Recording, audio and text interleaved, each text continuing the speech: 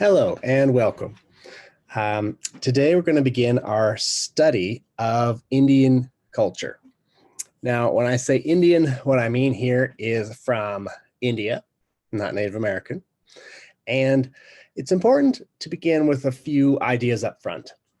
Now, first of all, we think a lot about India as a unified country, which it has been since the 1950s. But the reality is that India is more like a patchwork of many different cultures, many different experiences. And so it's a really, really fascinating place for a humanities class like us to study. I wish I had a lot more time, but we don't. So for some of the history of the founding of India, which will be important to know, please look at the PowerPoint presentation. I'm going to end up talking a little bit more about the religious aspect of India.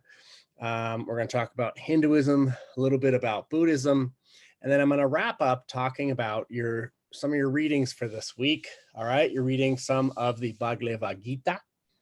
And hopefully this lecture will help you to fill in some of those things. Now, India is to the religions largely of the East the way that the Middle East is to Western religions. All right, so in the Middle East, we had the birth and development of Judaism, Christianity, and Islam, all within the same area, and then they spread out to the world. Now, Buddhism is like that for Hinduism, or I'm sorry, India is like that for Buddhism, Hinduism, and Jainism. All right, so it's really a center from which other things expanded outwards. Now, Buddhism, we're going to talk a lot about when we talk about Japan, a little bit when we talk about China. It has manifestations that move all over the East, but it is born in India. So for this week, all right, look at that PowerPoint, read your excerpts from the Gita, and I'm going to talk about that a little bit at the end of this lecture. Okay, now, this is one of those rolly PDFs, so I'm gonna have to roll down. Okay, so largely in India, all right, we have these settlements along what's called the Indus River Valley, which again is another river valley like the Tigris and the Euphrates, the Yangtze, the Nile, okay, which is a very rich river delta area, very fertile. And again, the other PowerPoint will cover a little more of that. What develops over time is a religion that we call Hinduism. Now, Hinduism is a religion that is incredibly diverse, all right? There's not necessarily an orthodoxy in terms of Hinduism. There are 1,000 different ways to practice. There are 1,000 different gods and goddesses. Hinduism is very different from the more structured religions of the West, all right, in that it's just got a lot to offer, all right? Now, people called the Aryans brought a form of religious practice into the Indus River Valley, all right, that they called Brahmanism. Now, Brahman is sort of a central figure, and yet Hinduism is polytheistic, all right? But it's confusing in that it's been around for so long and it goes through periods where it seems increasingly monotheistic, right? Obsession with Brahman, the main god, or many gods. The main part about Hinduism, right, is it is a very culturally rich religion. It produces beautiful art. It produces language, epics. All right, and so we're going to try to look at a little bit of that. Again, when I do these for these large, expansive religions, right, I'm just trying to give you the very basics, right, so you could sort of understand what's going on and hope that if you find it really interesting, you will move on. Now, Brahmanism is to Hinduism as Judaism is to Christianity. basically. All right. Brahmanism is an established religion out of which Hinduism grows. Hinduism interacts with many of these native cultures throughout India, all right, and produces a really wide and rich explanation for why the world is the way it is, all right, the forces of nature, why people act the way they do, all right. We're going to read a lot about that in the Gita. And Hinduism has a large and varied priestly class that do everything from take sacrifices, do all kinds of different things. Now, we're not going to talk about Jainism too much, but the Jains are a group of people, all right, who break off from Hinduism. And just as Buddhists are eventually going to break off from both Jainism and Hinduism, all right, Hinduism is the big tent here.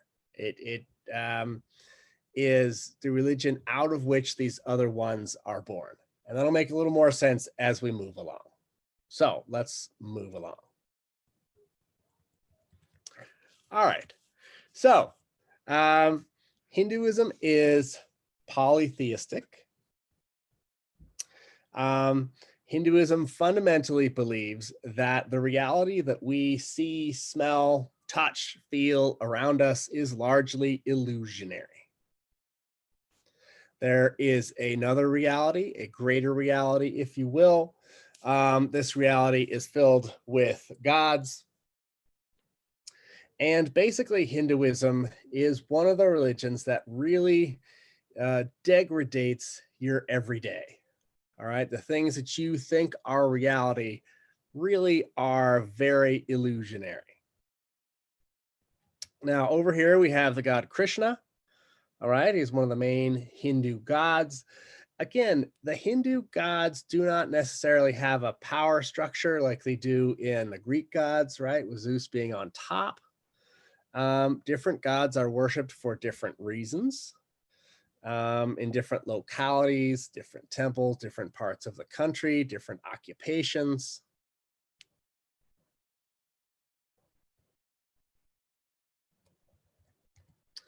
Now, here we have some interesting art, all right? One of my favorite gods, Aruman the monkey god. All right, he's over there on your right. Often you will see religious depictions within Hinduism of people with lots of different arms. And this is largely to show the different attributes or multiplicities of these gods.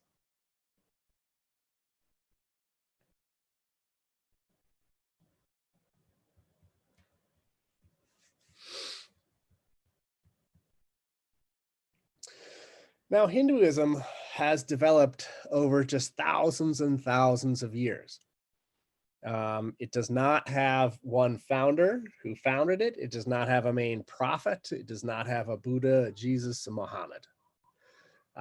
It has, again, thousands of different representations. Over here, we see Ganesh, all right, who has the body of a man and the head of an elephant. We often see gods having animal heads, human bodies.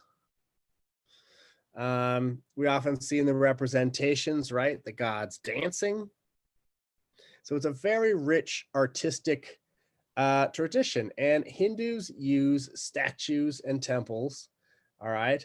The story is, all right, that the statue or whatever representation, right, is a finger pointing at the moon. So a lot of people make the mistake of looking at the finger instead of looking at the moon. All right. So the point of the statue or the representation is it is supposed to help you to look towards God in that sense.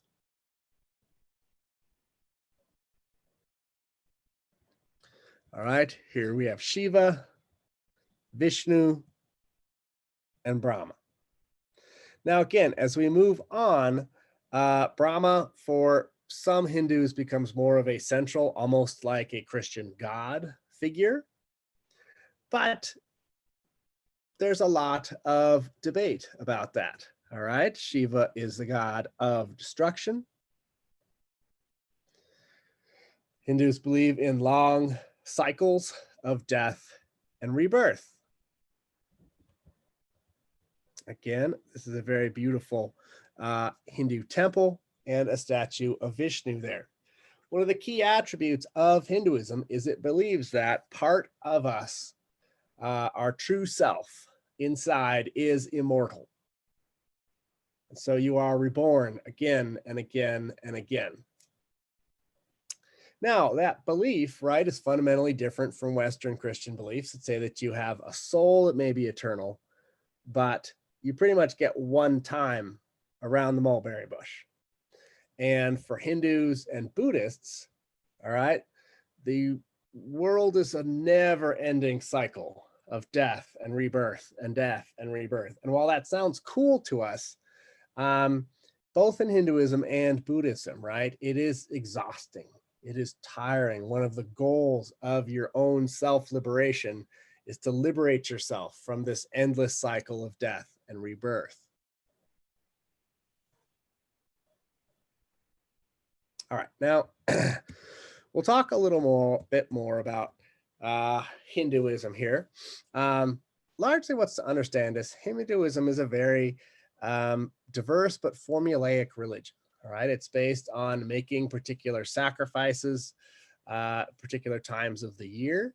It is based on the idea of karma. That is a Hindu idea that we'll see in Buddhism, right? And the karma is basically the sum of your negative actions over your life. And your karma will determine your position in reincarnation. Now, long time ago, 599 before the Common Era, all right, some practitioners of Hinduism break off, all right, and they make their own religion. Now, this religion we call Jainism.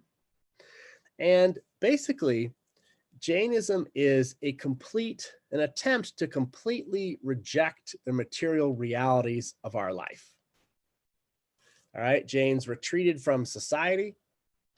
They went out into the forest. They wanted to not be around anybody. They wanted to not perform any of the normal actions of society.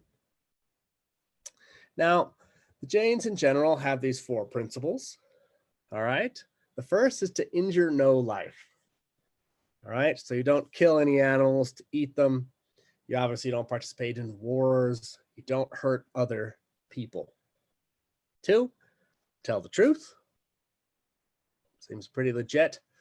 Do not steal. Fine. And own no property. All right. So the Jains basically walked away from every part of society in an attempt to free themselves from everything that is about this world. Again, remember that coming out of Hinduism, all right, they believed that all the aspects of our world are illusionary and they cause us suffering. All right, what we see, what we hear, what we taste, these things are illusions. And they make it impossible for us to realize that true self that we have and to free ourselves from those illusions. So one solution, much like the monastic life of Western Europe, was to simply separate yourself. Now, excuse me. Most of these religions, all right, practice the belief in the caste system. And the caste system was basically a way to organize Indian society, all right, in different kinds of classes. It's very ancient. It's still something that people deal with in India today. And it can be very unfortunate, all right? It was a way to organize a society for a long time. But the important thing about the caste system is that there is no caste mobility. So everyone in society had a particular job. That particular job determined their social height. And you simply didn't marry in between castes. So the top caste, all right, is the Brahmins. The Brahmins are the religious authorities. They're the priests, and they are the top class. There are very few of them. All right, they know the proper religious rituals to do at the proper times. These are the folks that you go to, and you get all your religious business done. Okay. Just below them, all right, are the rulers and the warrior class. So these would be your kings, your knights, people like that. Again, you are born into this class. You don't move up into this class. Next, you had the Vaisas, the farmers. All right, these were craftspeople, traders, farmers. The majority of people in India are in this class. All right, these people may be poor, but they have a occupation. And finally, the Sudras, all right, are basically the untouchable class. All right, they are the workers without a trade. All right, people who work for other people, people who do manual labor, people who clean. And generally, there are a lot of people in that class in India as well. So the caste system helped to organize society, but I think especially for Americans, we view it as very restrictive. All right. Here we have another little illustration of it in terms of a pyramid. So again, the vast majority of the people are going to be in sort of the merchants, commoners, peasants, servants area. The untouchables, again, are people who do very dirty jobs or maybe are homeless or are on the very bottom of society.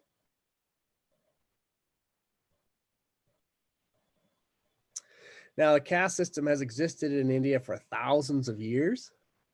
All right. And most of the Hindu scriptures reinforce the positions of the various castes. Now, Hinduism for thousands of years in India had become the established religion. All right. Yeah, the Jains break off a little bit. But the largest thing that happens eventually religiously, all right, is going to be the introduction of Buddhism. Now, again, I'm going to talk about Buddhism more in other places, but I want to just bring it in here because, again, Buddhism develops out of both Hinduism and Jainism. All right. Buddhism is born in India and spreads to other places. The main guy in Buddhism, Siddhartha Gautama. He was a wealthy prince. All right. And he is basically looking for what all these folks are looking for. All right. He's looking for wisdom and he's looking for liberation from the pains of the world. Now, we're pretty sure he was a real person. Basically, what happens is that he's born into wealth and privilege. All right. He's born into the warrior class. Now, his father tries to shelter him from any kind of anything. All right. So he lives in the palace. He never sees old people. He never sees sick people. He never sees dead people. He only knows the greatest pleasures of life. He eats. There are beautiful women around all the time. He lives this sheltered lifestyle.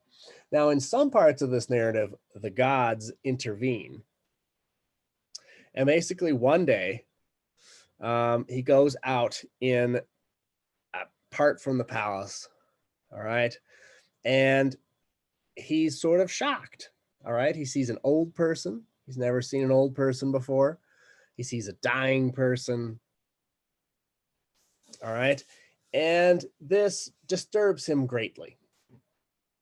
So he leaves his fancy life and he goes to live in the forest with the Jains. Now, remember, the Jains were a total rejection of material wealth, material anything. And he sits out in the forest and basically kind of starves himself. He said he lived on a few grains of rice a day. Now, the Buddha does not find the liberation that he's seeking in the Jainist way of life. And as the story goes, he's sitting by the side of this river, and there's a boat that goes by, and there is a father teaching his son how to shoot a bow. And he says, if you pull the bow back too far, it'll snap. If you pull it back not far enough, you won't be able to shoot. And from this, he sits down under what we now know as the Bodhi tree, and he reaches nirvana. He has this religious experience that produces what we call Buddhism. Now, Buddhism, all right, is largely based on the path of the middle way. All right, it is not as an extreme rejection as the Jains, but it's also not as extremely opulent as his upbringing. Now, we're going to talk more about Buddhism in terms of how it manifested itself in Japan. All right, but we're going to go over a few little basics here. Okay, Four Noble Truths. Boom, life is suffering. All right, it's 2020. We can pretty much grasp this one. Now, I don't think he means life is only suffering, but life is filled with suffering. Life is hard. The struggle is real. Okay? So the next one, suffering is caused by desire to satisfy ourselves. We have desires. We want things. We do things. We believe, all these weird things in our brain. The way to end suffering is to end desire. Oh, that's where it hits the road. All right. So the Buddha is telling us basically that we have these desires because of various reasons. And that if we can get rid of our desires, right? If we can fully detach ourselves from this largely illusionary world that is around us, we can get rid of suffering. Now, just because they're Four Noble Truths, I mean, they're really, really difficult. These are profound things to say about the world. And if you've ever tried them, they're very difficult, right? Especially for Americans, right? We literally have a society that is based on satisfying all the desires we have. So the way to end desire is to follow the middle path. All right. Buddhism sets up this thing, a middle path, nothing in extremes.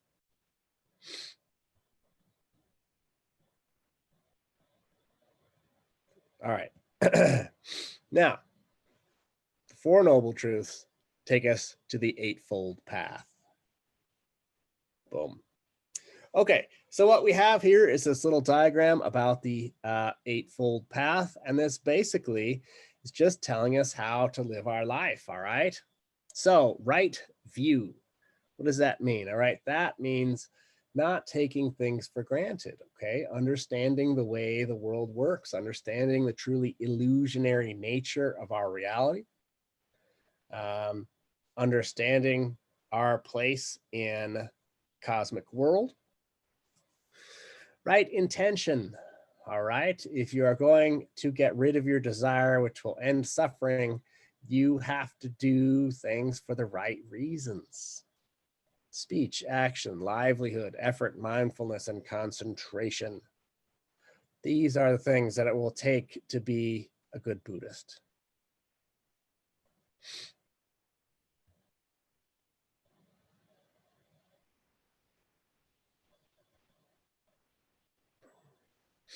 Again, we see a lot of things in here, right? Like right livelihood. Like if you're trying to be a moral person and you have a job that makes you do immoral things, that's bad. Mindfulness, right? Buddhists talk a lot about being mindful. all right, about thinking about others, about not putting ourselves at the center of everything all the time, about right speech, right? Don't go around saying bad things about people. Don't spread lies. These things infect us in a way. It makes it impossible, all right, for us to take the steps forward that we need to find enlightenment. Now, both Buddhism and Hinduism are very similar in similar ways, right, in which we had the Western religions, and there was some Judaism and Christianity and Islam. A lot of the religions of the East are based on self-denial, okay? On controlling the appetites of the human mind and the human body. Now, the concept of nirvana, okay, is similar to Brahman, and it would make sense that it would be similar, right? Because these two religions are very close to each other. We have a lot of descriptions. There are different ways to reach nirvana. There are different kinds of nirvana. And as Buddhism develops and as it moves into China and as it moves into Japan, these concepts are wildly expanded into different fun places. And we'll get there probably next week. Now, all of these on our right here are debated back and forth. Both of these religions, all right, argue about the ultimate nature of the reality around us. Again, Hindus would tell you that it is completely illusionary, some Hindus. That's a very difficult position to have in your everyday life, right? If you just get up, get the kids to school, go to work, and then say, this is all an illusion. Right? I mean, we kind of have to deal with it one way or another. Again, Buddhism is big on telling us that pain, poverty, and sorrow, the bad things in the world, are caused by our attachment to things in this world. We believe this world to be real, and thus we are attached to it. Now, you can do this little experiment, right? If you think about a chair, we call a chair, la silla, whatever. But a chair's not really like a chair. Like if we called it a platypus, it would be the same thing. Ooh, that one got you, didn't it? So we define a lot of our own reality through what we call things, what we name things, our attachments, right? We make relationships more important, perhaps, than they need to be. So we are very tied down to this world. And Buddhists would push us to let go of that.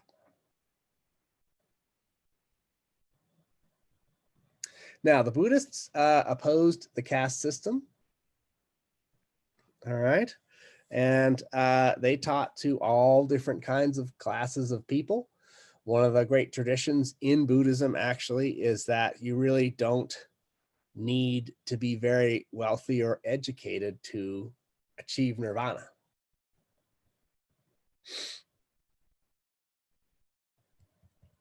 All right. Now, I'm going to have you guys largely look at these. Just talks about the different empires. And we're going to go down around here. Now, one of the things that is excellent for our purposes in terms of Buddhism and Hinduism is that they create amazing works of art. All right, we can see some of those over to the left. Buddhism also believes in creating temples. There are often stupas where like maybe the bones of the Buddha or some other saints are buried. These are like sacred objects, just like similar to Christianity, right?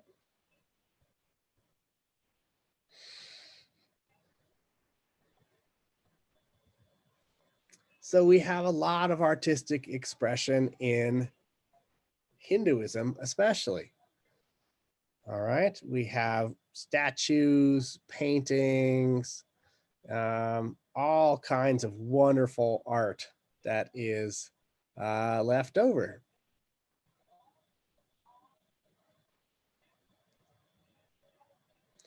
Now, India also developed one of the oldest writing systems in the world called Sanskrit. And it's a very complex language. People still read it today and learn about it today in order to try to understand some of these religious concepts. And there are a few of these books that go together with Hinduism. We didn't read a bunch of them, but in these longer works, right, we see these Hindu archetypes that are set up. The archetype, remember, is an ideal form, right? So you have the archetype of a king. You have the archetype of a wife, a friend, all these sorts of things. Now, the Mahabharata, all right, is a really, really, really, really, really long book. It details these two families that are struggling for control of a kingdom. And again, it sets out what are the responsibilities of a good king? What are the responsibilities of loyalty, fidelity, love? Now, the Ramayana, all right, is sort of almost, similar to talking about Jesus a little bit in the fact that Vishnu takes human form, all right, and kind of roams around, talks to people, does things. All right, we have Rama, who again is this archetype of an ideal leader, wise, uses good judgment. His wife Sita. We also have, I'm just going to scroll a little more quickly here. Again, the Bhagavad Gita that we read a little bit at the end of the chapter for today.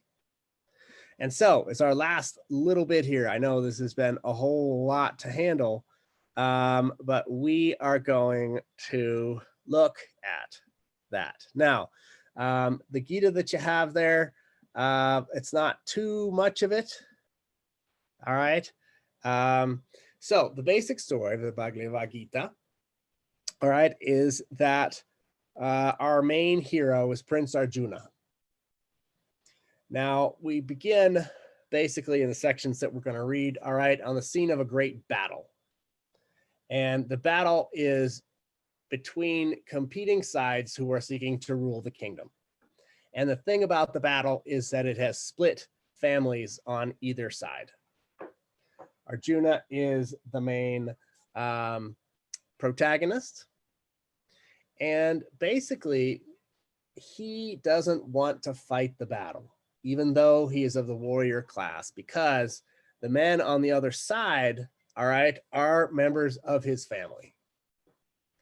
So what we get is this stunning conversation between Arjuna, all right, and his carriage driver, who turns out to be a god to help him out. All right. Now, I would go and read it. It's fairly interesting. It's deep wading. I would probably read it about 5 or 10 minutes at a time and then kind of take a break. All right. Always these deep philosophical texts, I find you kind of have to do it that way. But here we go. Okay. Teaching number 1. All right. Know the reality of the world in which you live. Know that your reality is impermanent, unreal, and a source of suffering and delusion. Now, this is a big one to start off with, right? This is quite a haymaker. And again, I am not encouraging you to view your current reality as illusionary. I think there are dangers to that. But part of the Hindu teaching that we find in the Gita, all right, is that the things that we see and smell and taste and touch and do every day are not really that important. All right, they will come and they will go. They have a sense of impermanence. What is permanent is this real self that we're looking for, right? This real cosmic wheel of reincarnation. Those are the things we need to get in touch with, all right? And so until for this particular teaching, we accept the fact that this world is impermanent, right? If we cling too much to it, it impedes our ability to understand the reality of life outside of our everyday reality. Whew. All right, don't worry, there are only 6 of these. Know the reality of yourself. Now, this has several meanings here. Who are you and what are you really? Know that you are neither your body nor your mind, but the true self that can neither be slain nor hurt. It is eternal, divine, and transcendental. Woo! All right.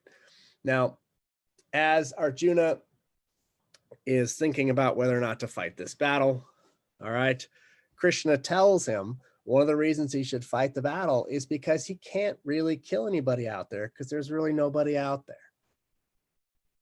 All right, the true self cannot be slain or hurt. So if you fight this battle against your uncles and you kill them all, you're not really killing their real selves. You're killing their illusionary physicality. Now, also knowing yourself means knowing your caste, okay? And Prince Arjuna is told to fight because that's what princes do, all right? He has a duty. He has to follow his duty. And one of the things that Hinduism tells us, all right, is that we all have work to do. We all are supposed to do things, all right? And you will amass bad karma if you're not doing what you're supposed to do. Now, these two things seem to be polar opposites, right? You have to do your duty, but also everything is illusionary. But they're really not, at least not for this interpretation of Hinduism. Okay, so your senses, right? We tend to trust our senses. We see something, we smell it, we touch it, we feel it. These are the things that make things seem real. And all right, the Hindus are telling you no, that senses are responsible for your desires, attachment, and the instability of your mind.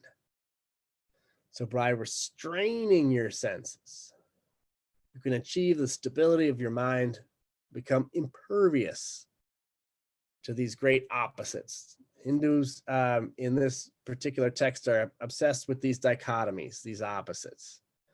Pain and pleasure, right? Hot and cold. These things are illusionary in their binary nature. The world is more than simply pain and pleasure. But our senses tell us this. All right. So again, we have to get away from using our senses in order to determine the reality of our surroundings. I never said this was easy. Okay.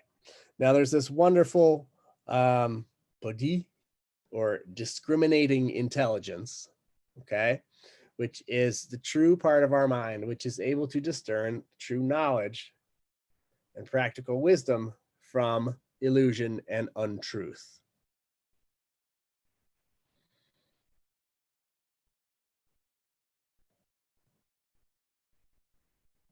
So good luck with this one.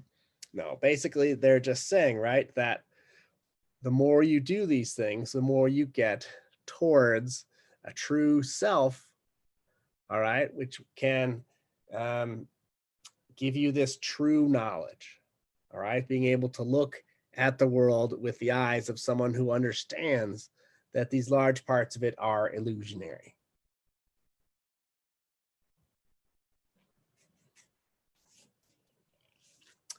A lot of the Gita is about action. All right.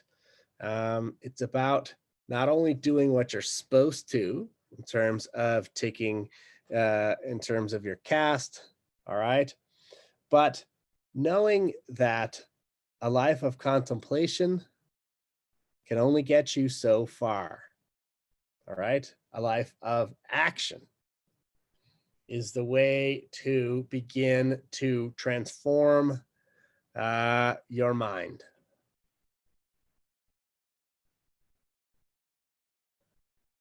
Now, again, this is a little bit too talking about throwing a little bit of shade at the Jains, right? Of saying, okay, you can go out in the forest, you can renounce everything, right?